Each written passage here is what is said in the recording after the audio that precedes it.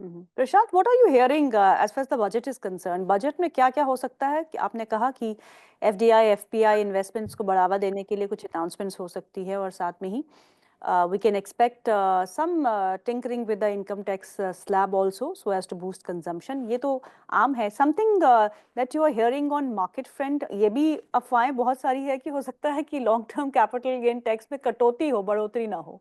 I think no bad news is a good news for budgets. मतलब भाई मुझे लगता है कि कोई बड़ा खराबी नहीं है, वही बड़ी पॉजिटिव न्यूज हो जाएगी मार्केट्स के लिए. They should not touch this capital gain, short term tax, STT कहीं टच करने की जरूरत नहीं है, बिकॉज ऑलरेडी हमने इतने पेन देख चुके हैं. Not even the cut, I think, because वो फिर ऐसा होगा कि every year there will be some kind of no expectations की कट होगा प्लस होगा.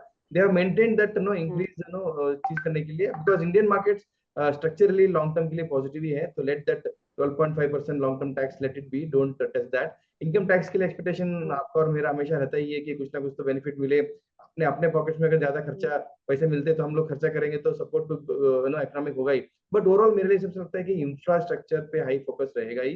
कंजम्पशन के लिए जो लिक्विडिटी चाहिए उसके लिए पुश करेंगे.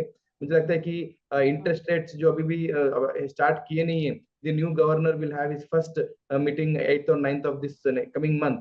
So there can be some kind of token of support to markets with 25 basis point. अगर वो मिलना चालू हो जाएगा तो then I think market stable होना चालू हो जाएगा.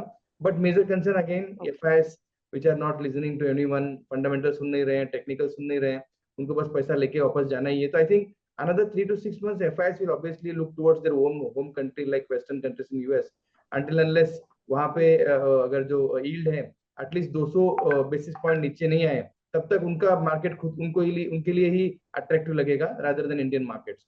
So focus on GDP is most important.